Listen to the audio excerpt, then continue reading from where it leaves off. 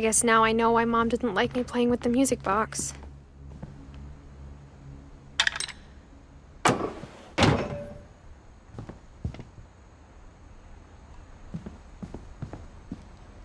Mom must have locked the third floor stairs on the night we left.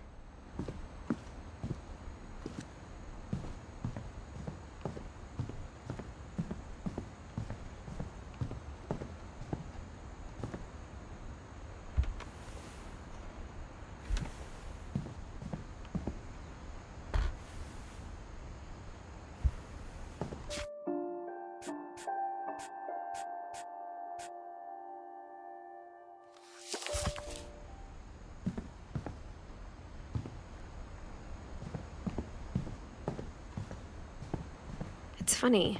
All those times I played with the music box and never found the basement key.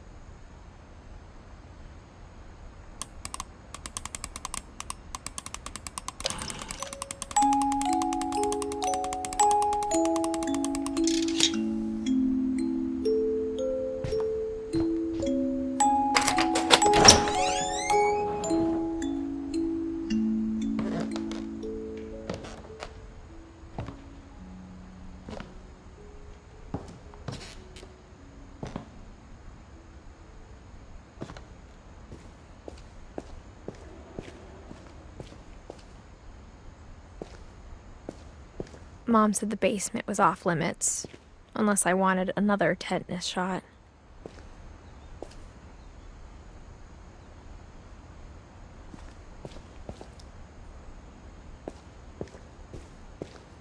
I saw Edie sneak down to the basement once, carrying packages.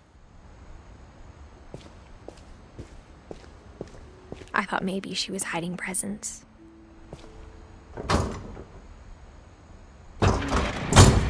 It turned out she was hiding a lot more than that.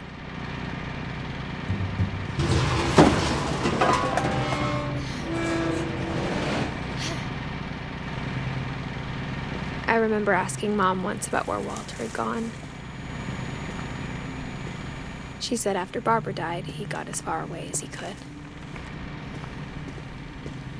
If there's a pattern in all these stories, I think it's that none of us has gotten very far.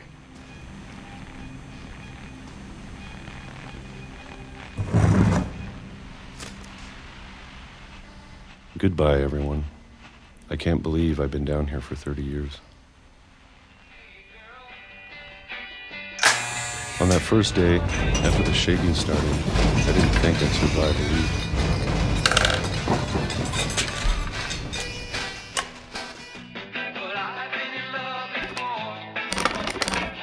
But after a few days, I settled into a routine. That's what kept me sane. Having a schedule, living for today. I always expected to be dead tomorrow. But if you wait long enough, you'll be used to anything.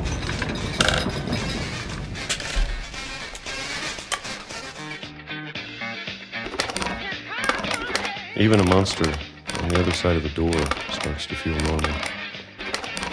Almost friendly.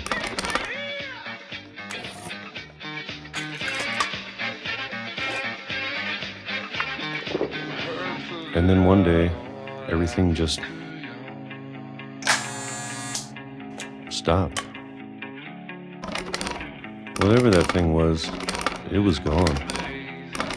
Maybe it got tired of waiting. Or maybe I just got tired of being afraid.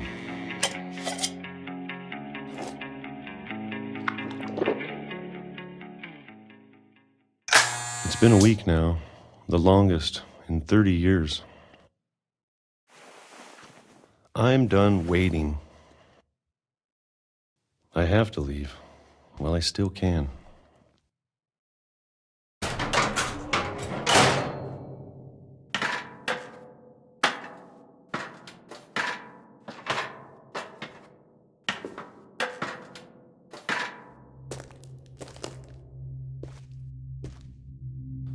know it's out there somewhere. Whatever killed Barbara and Molly and Calvin. Maybe this is all a mistake. But I need to stop living the same day, even if it kills me.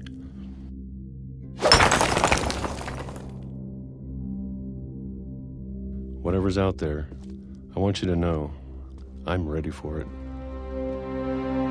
I'm going to appreciate all of it, especially the food. I don't mind if I only have a year left, or a month, or a single week. I'd be happy with one new day. I can already imagine the sun on my face.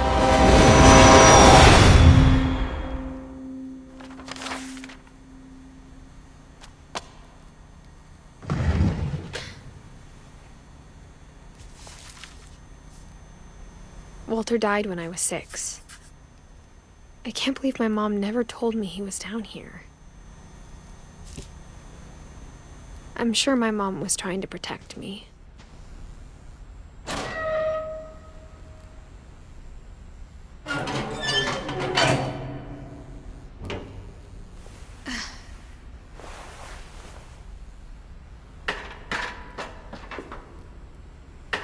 Maybe she was afraid I'd end up like Walter.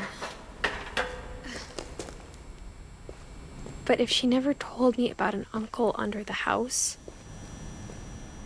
I can only imagine what else she was hiding. I don't want to make the same mistakes she made, trying to bury something that's still alive.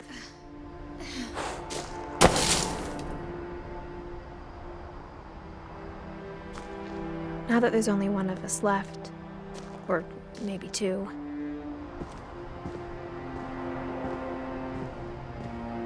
I thought it was time I heard the stories for myself and found out what happened to everyone else. But now I'm worried the stories themselves might be the problem. Maybe we believed so much in a family curse, we made it real.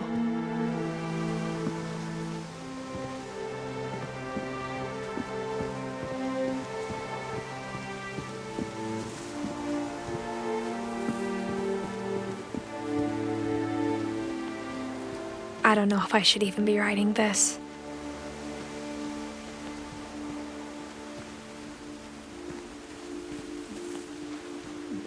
Maybe it'd be better if all this just died with me.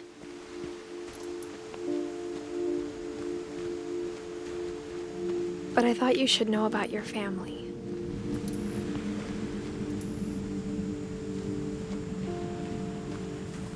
And the history you're a part of.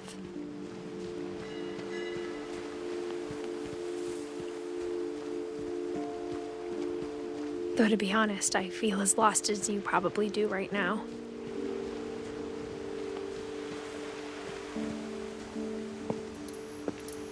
I think the people in these stories believed them, for what that's worth.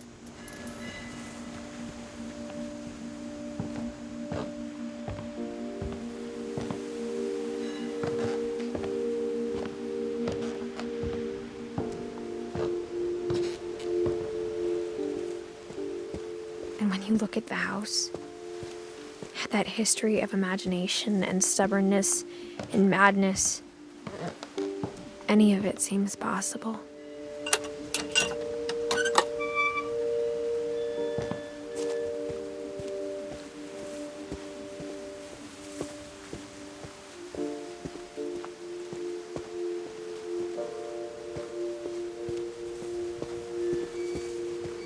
I think we've been surrounded by death for so long, we've just gotten used to it. What kind of family finishes building a cemetery before starting the house?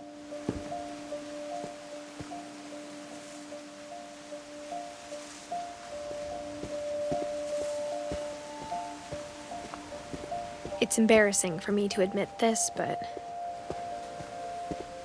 the pet cemetery made me more uncomfortable than the human one. 3 of the gerbils were mine, and 2 had been my fault.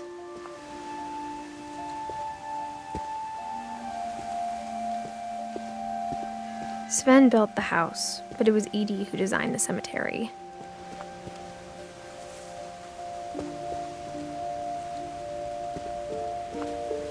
I'm sure Odin's monument had been Edie's idea.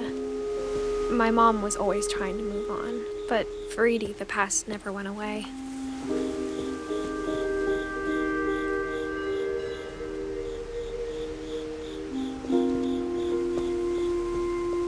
She could see it poking out of the water at low tide.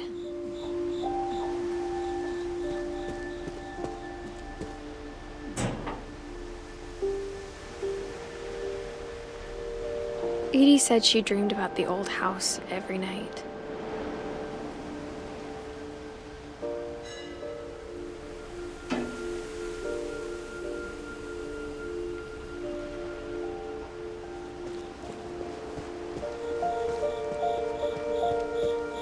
Edie's side was always easier for me to understand. But the older I get, the more I can see where my mom was coming from.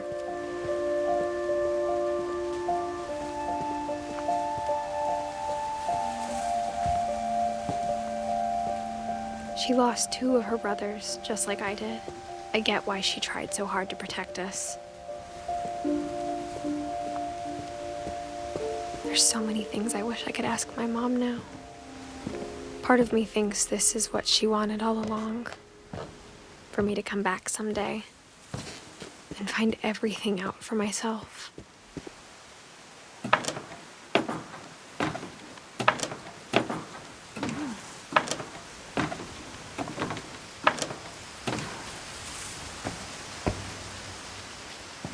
But looking back on it now,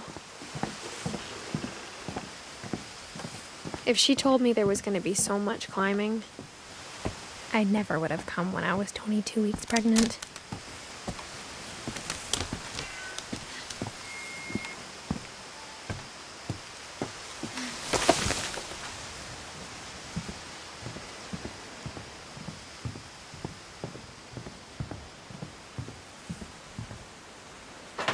I never met Grandpa Sam, but I think he and my mom had a lot in common.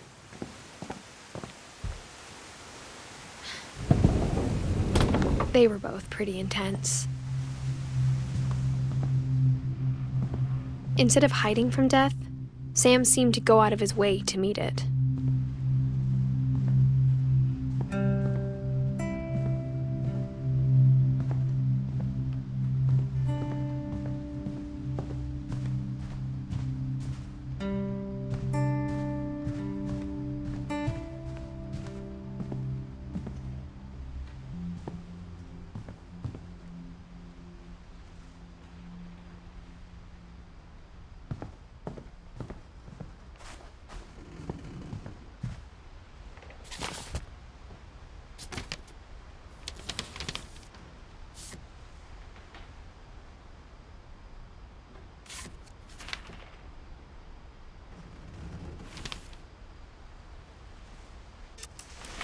Dawn, I promise, you'll never forget this weekend.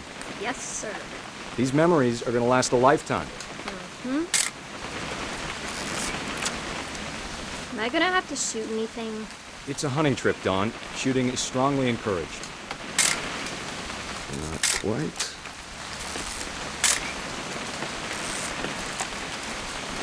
What? Perfect. It's gonna rain the whole weekend, isn't it?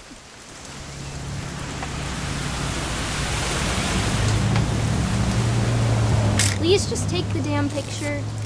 Hey, language. I will never forget this weekend, Dad. That's okay, got it. I'm gonna take some pictures, okay? Just be careful. That camera's older than you are.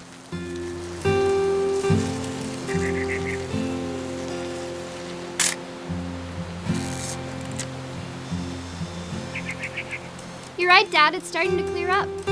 Still freezing, though.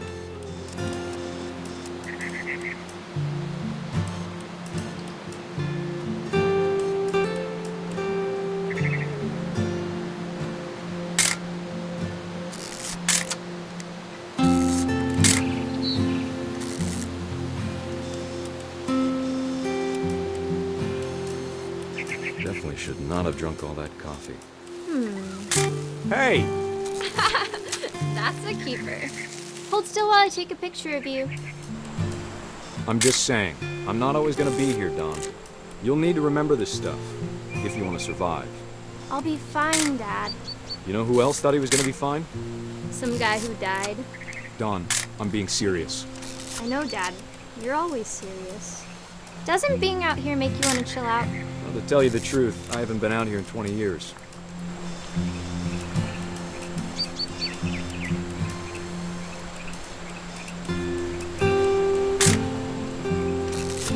Last time I was with my brother Calvin. Man, that was a great trip. Your grandpa Sven taught us how to fish, how to build a fire. We found an old logging trail. There were deer everywhere. I bet if I could remember where that trail was, we'd spot a buck for you in no time. Give me a minute to check the map.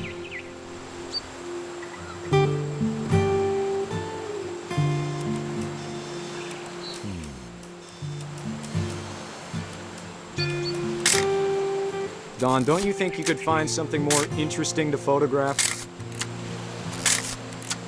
You don't need to waste any more film on me, kiddo.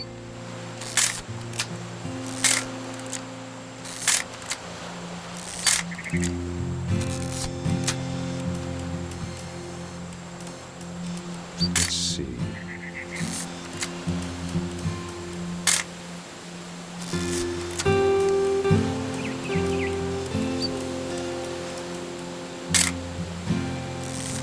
Maybe.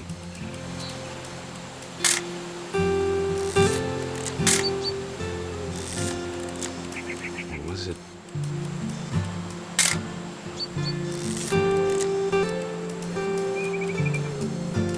Dad! Good eyes, Dawn.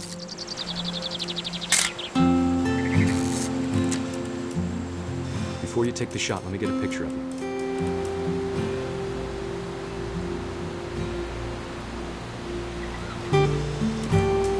Dad, I... Just let me get behind you. Do I have to do this?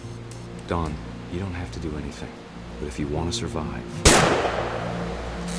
Great shot, Dawn!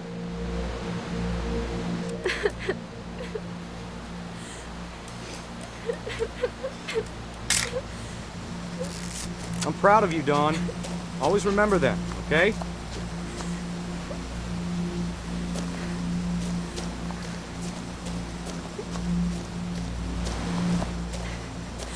Sorry, Dawn. Just gotta reset the timer.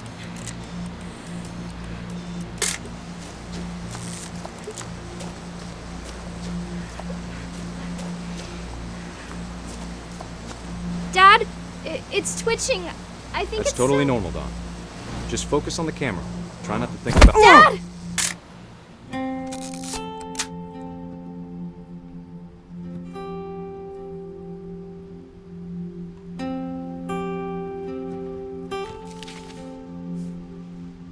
Of all these stories, that's the one I wish most that my mom had told me.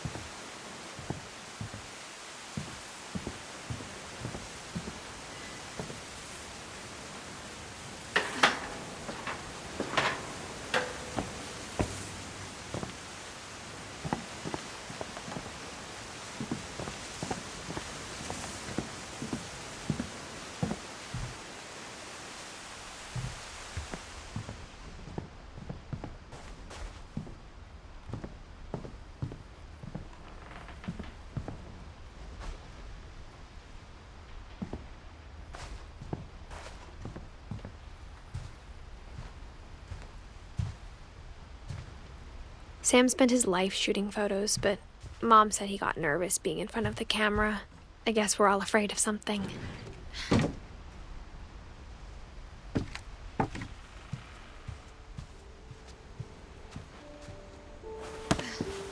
After Sam died, my mom and Edie got really close. They'd both lost a lot.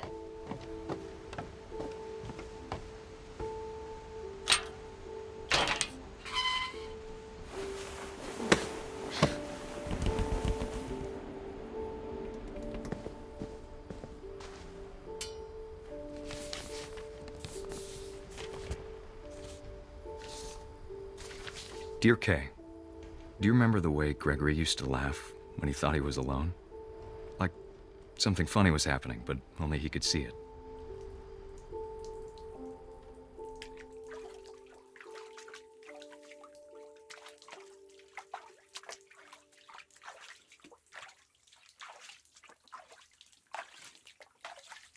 I think he saw things the rest of us don't.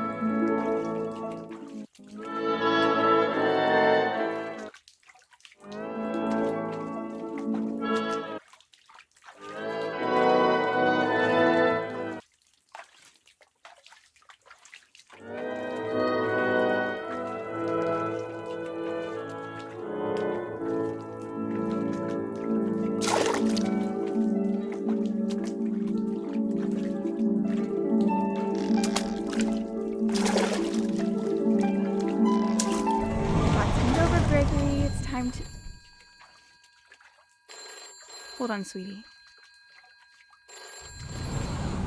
Hello? Sam, I told you I don't want to talk right now. I wonder what he saw. What his world was like.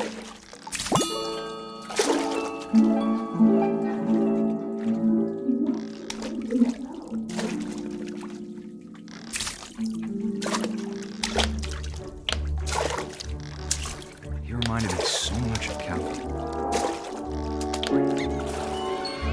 Lost in his imagination. Whatever it was he saw, it sure made him happy.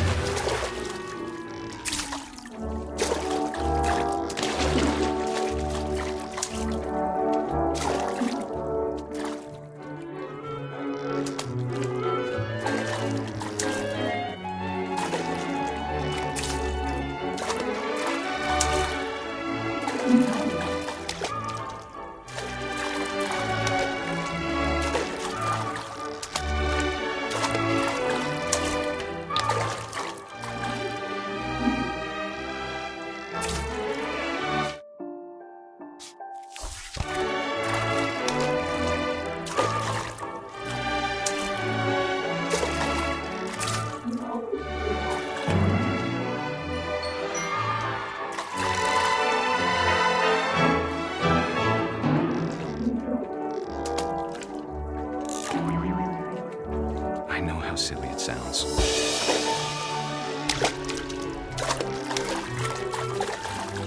But I worried about a baby being too happy. But I could feel him slipping away. Sorry about that, Gregory. I know you did everything you could. Maybe if I hadn't called that night. Damn it. Hold on, I don't want Gregory to hear this. I wish he could have told us about the world he saw.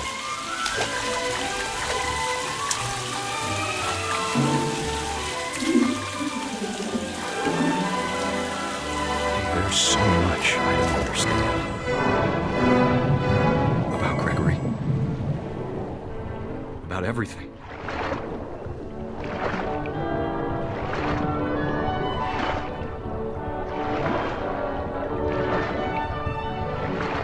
But I know what happened wasn't your fault.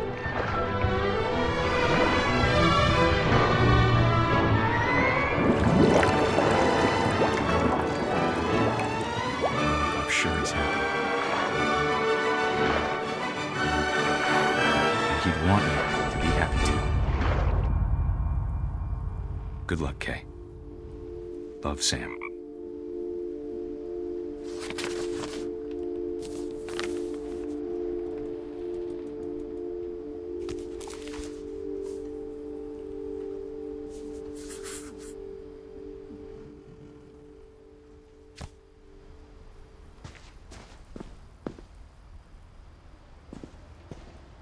I can't imagine my mom ever writing poetry, and yet...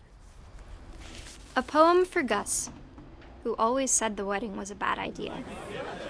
Our father never hit us kids, at least not very hard, before the day my brother said with teenage disregard that he'd be dead before he'd see a wedding in our yard.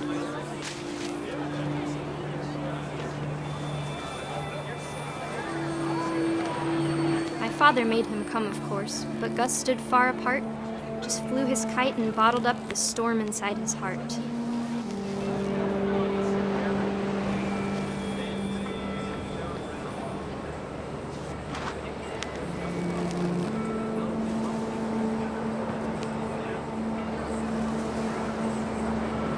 I tried to talk him out of it, but though he'd never met her, "We don't need a stepmom," were the words that I now pronounce you husband and wife. You may kiss the bride.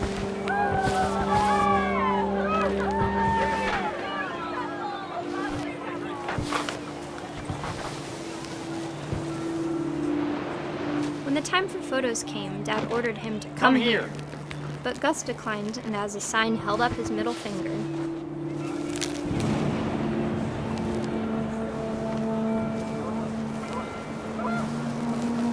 The wind picked up, and panicked geese appeared and quickly went. But all the humans did that day was go inside the tent.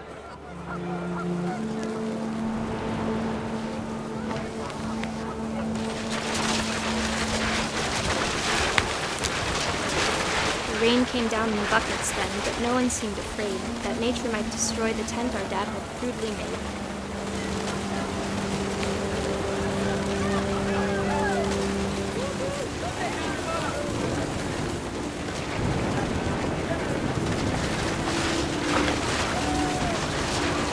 The thunder sounded much too close and full of angry power. But all my father said to this was, "Make the music louder."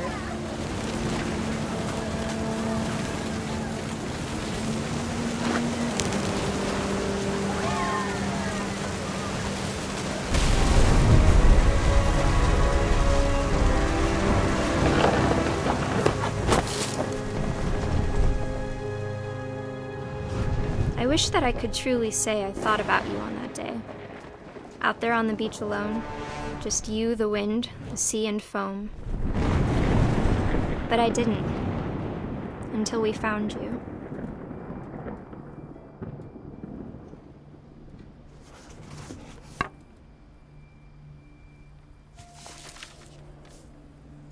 She never talked about him, but Mom told me once if I was a boy, they were going to name me Gus.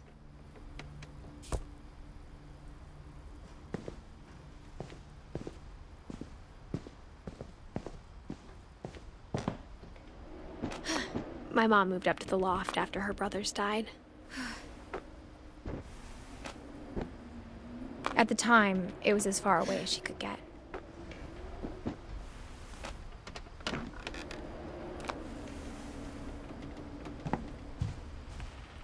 She spent a summer building houses in Calcutta, where she met my dad, Sanjay.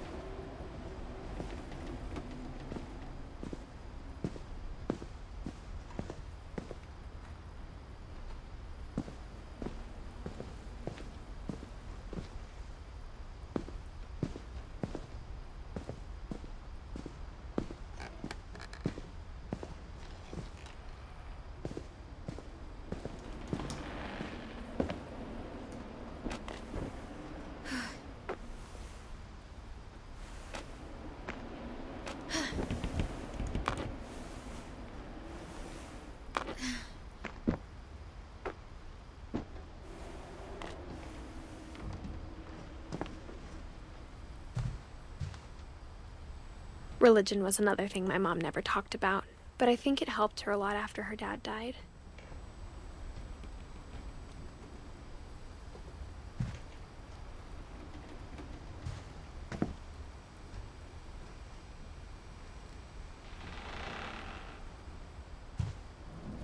My mom moved to India a week after graduation and got a job teaching English. Louis was born a year later. When my dad died, I don't think Mom knew where else to go. I'm sure Edie was happy to have her back.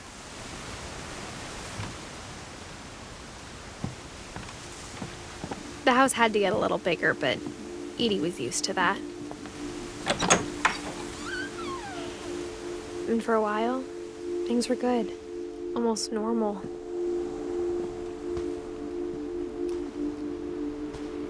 But it didn't last. The beginning of the end was Milton's 10th birthday, when Edie gave him a castle.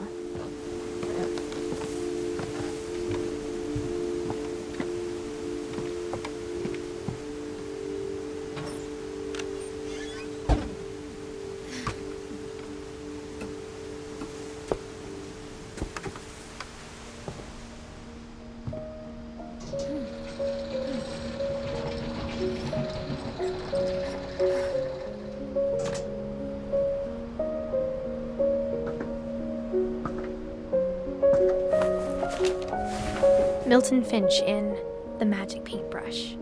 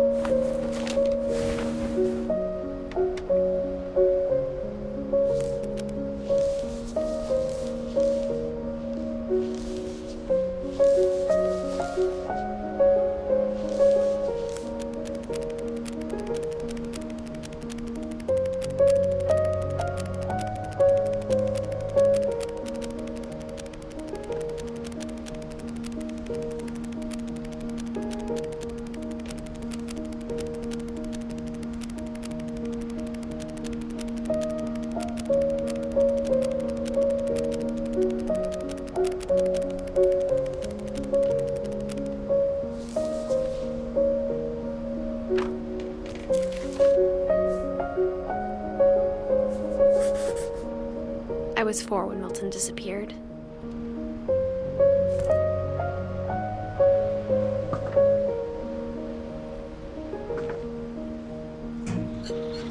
Mom spent months searching for my brother. Then she sealed the doors.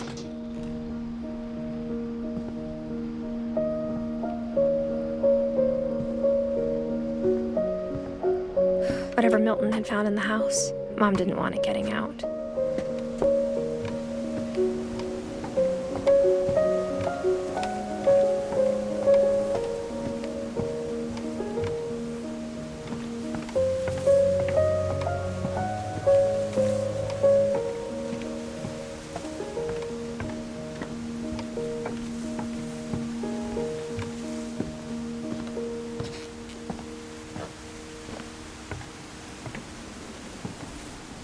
Mom definitely blamed Edie, but I think Louis blamed himself. After he graduated, he just spent more and more time in his room, until Mom got him a job at the cannery.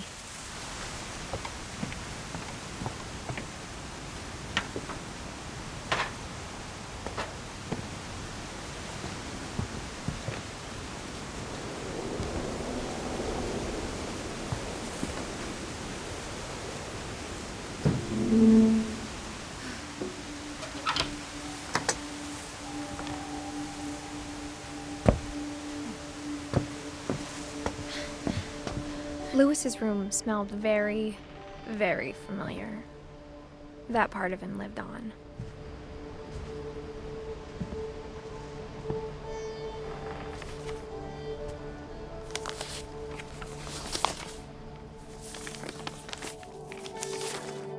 Dear Mrs. Finch, as Louis's psychiatrist, I can understand your desire for an explanation. As I see it, the trouble began in January, shortly after we convinced your son to seek treatment for substance abuse. Newly sober, I believe Lewis first noticed the monotony of his daily life.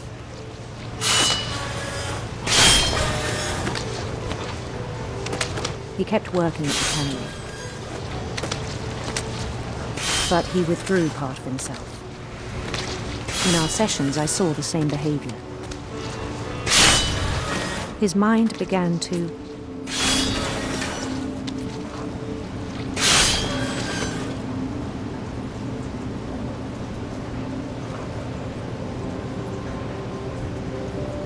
wander. I asked him to describe it. He said he started small, imagining a labyrinth. He'd feel his way about. Then something moved. Bats and toads.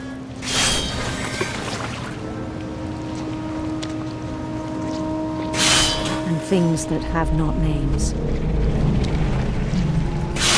He knew it was all in his head.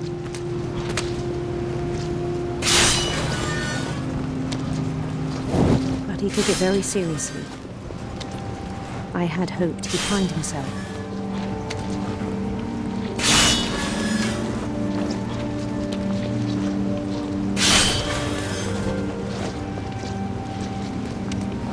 But he found something more. I worried about him then, daydreaming at the cannery. I spoke with his boss, but he said Lewis had become a model employee. Methodical, tireless, focused. Like a whole new Lewis. So I let him go on.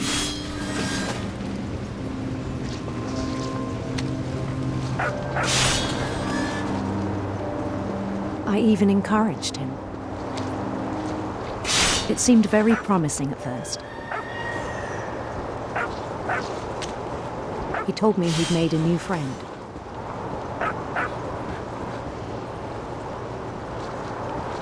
On the edge of a city he named Lewis Topia.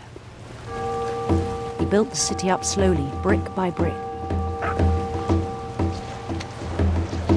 Then he made musicians.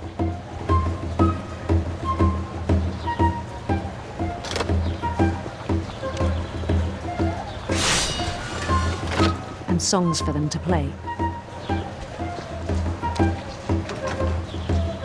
He talked about starting a band.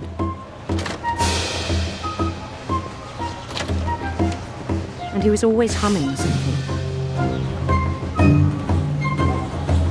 Every day his imagination grew stronger.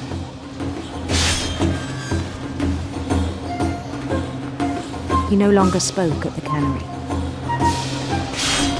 But his chopping was as reliable as ever. Then one day it struck him that all the cheering crowds, even the stones under his feet, were all in his imagination, so he could do whatever he wished.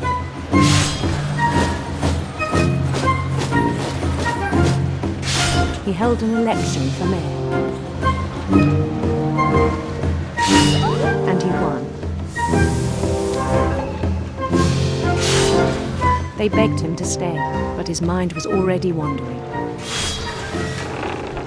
It became a game for him.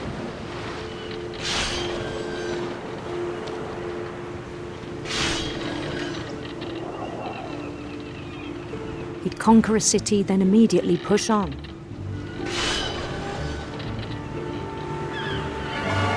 New Louisville.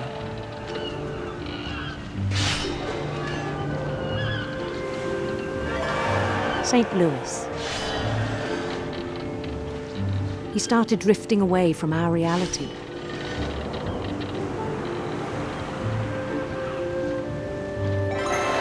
Minneapolis. Until one day he forgot to go home from the cannery. Even as his mother pleaded with him, part of Lewis kept sailing on.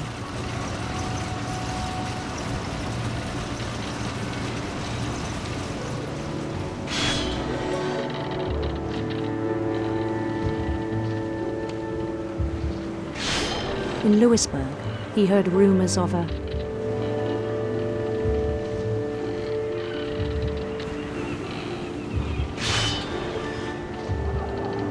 handsome queen.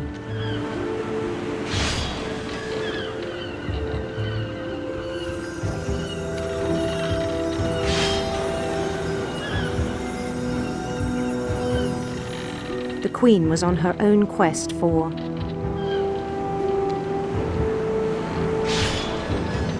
sinister serpents.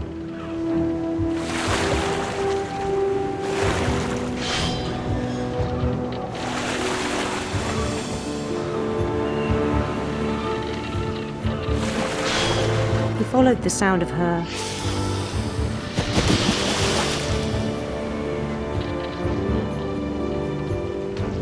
silver harp.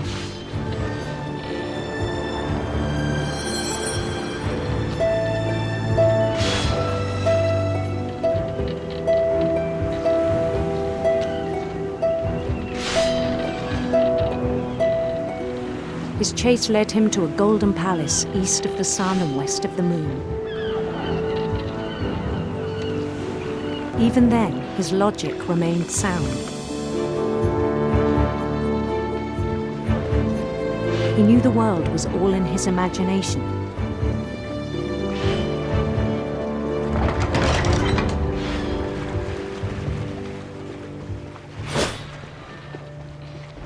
But he was so proud of having created it.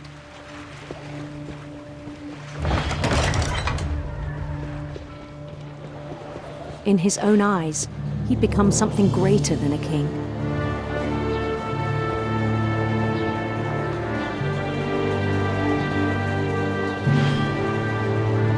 For someone who'd never known success in the real world, I think it was overwhelming. And then it struck him that the real Lewis was not the one chopping salmon, but the one climbing the steps of a golden palace.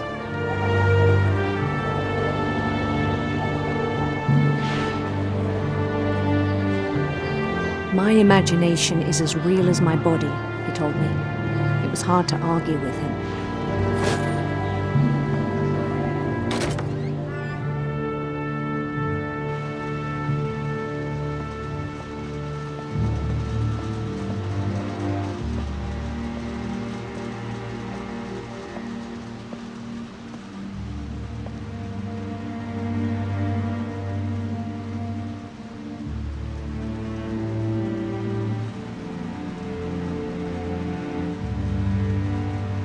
Began to forget the world we know.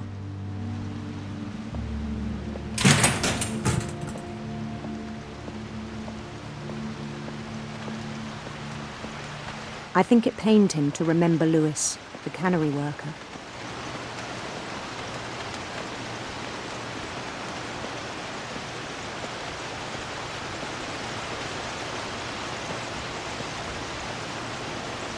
He began to despise the man with a royal contempt.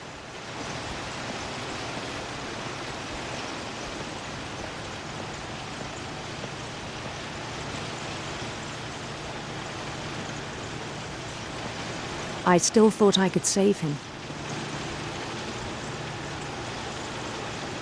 Even after he said he was being crowned king over all the lands of wonder. The palace would be packed with his companions.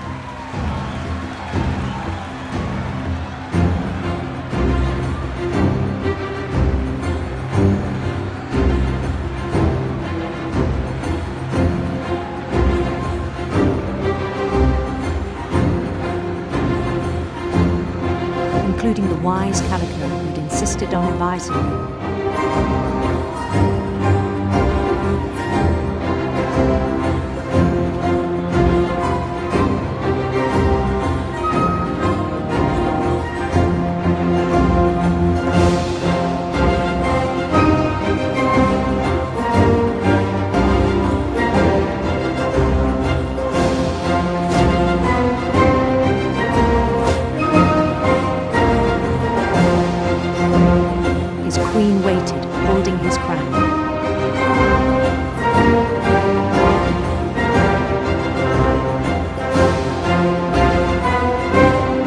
only one thing left to do.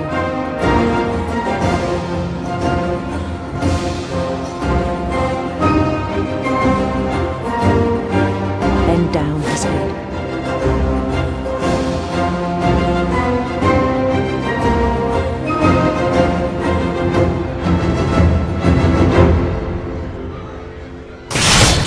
And the rest I think you know. Mrs. Finch, your son was a kind man who will be missed by all of us who knew him.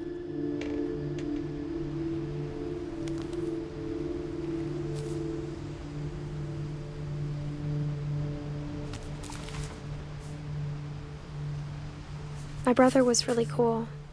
I wish you could have met him.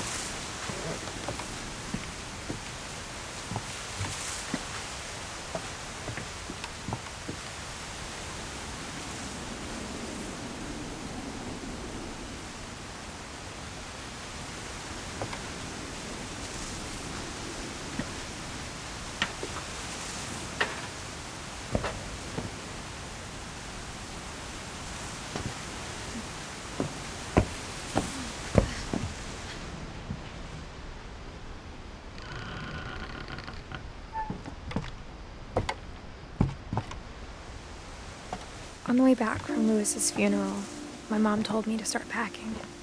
She waited until the day before we left to tell Edie.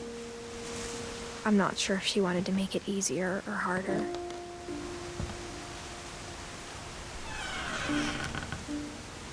I wish we'd stayed. But I understand why we left.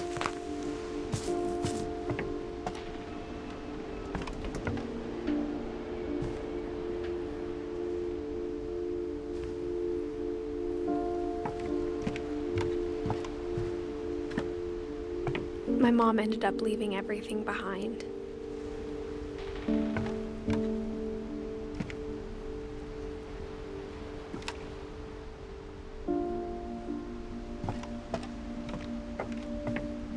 What happened that night had been coming for a long time. Maybe it should have come sooner.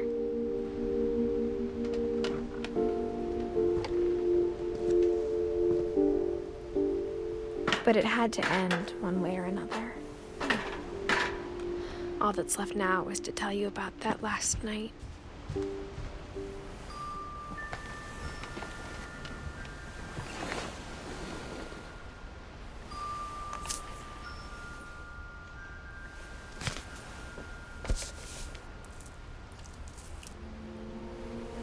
That whole last day, Edie just watched us pack and didn't say a word. Until supper, when she raised her glass and said, "To our final night together, and all our final nights apart." Grandma, you know what I said about alcohol. Some of your medications are very Edith, specific. I left a present for you in the hallway.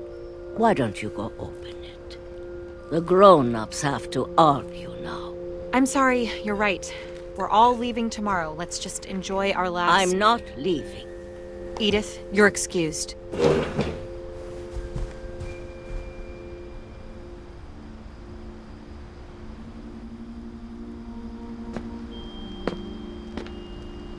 The power had been shut off that morning, but Edie always had plenty of candles. When my mom sealed the library, I don't think she knew about the other entrance, or that Edie had a key to it.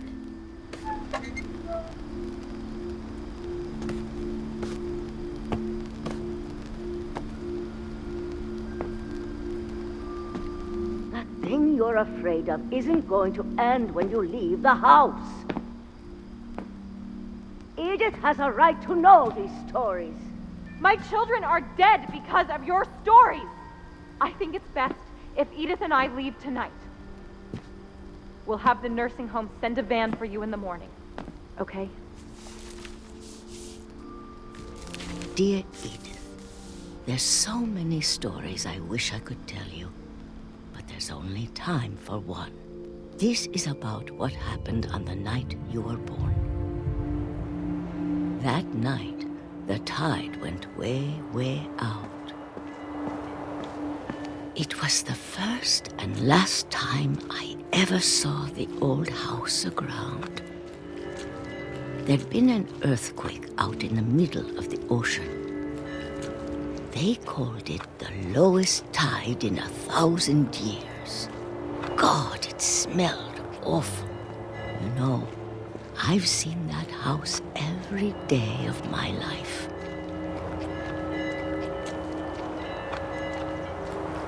But I never thought I'd go back to it. When the fog rolled in, I lost my way.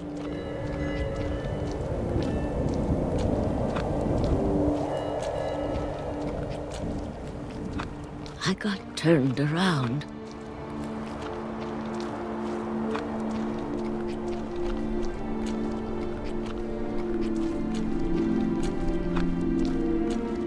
For a while, I wandered.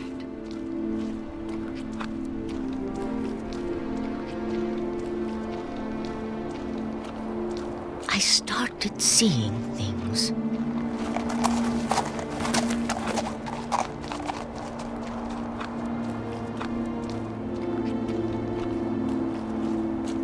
Things I'd forgotten had ever existed.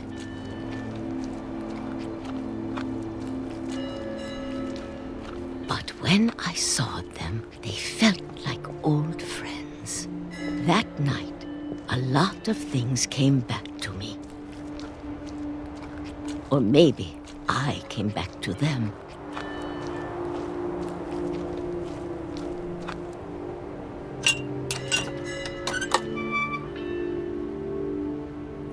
Things I can't explain, but that I need you to try and... Edith, what are you doing in here? It's mine. Edith! Mom, you're gonna rip it. Let go! I kicked and screamed, but Mom dragged me to the car. I never saw Great-Grandma Edie again. The next morning, the van came to pick her up, but she was already gone. After that, we moved around a lot.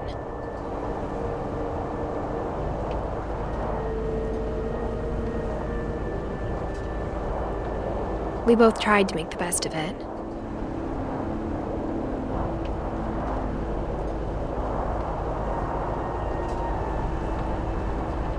A few years went by.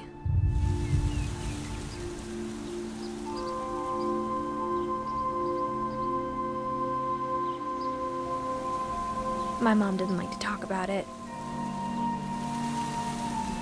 but she started getting sick a lot.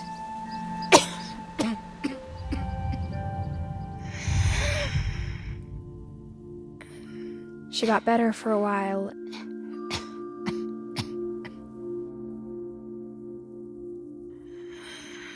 and then she didn't. And then I was alone. The last Finch left alive.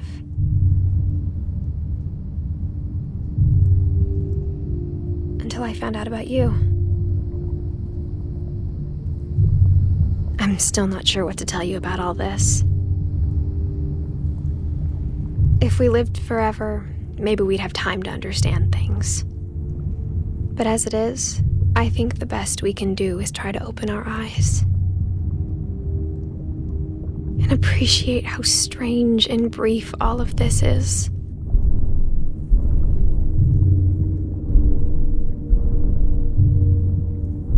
This journal was supposed to be for you. But now I hope you'll never see it. I just want to meet you and tell you all these stories myself. But I guess if you're reading this now, things didn't work out that way.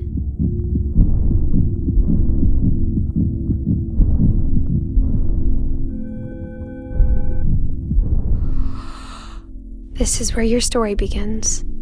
I'm sorry I won't be there to see it. It's a lot to ask, but I don't want you to be sad that I'm gone. I want you to be amazed that any of us ever had a chance to be here at all. Good luck.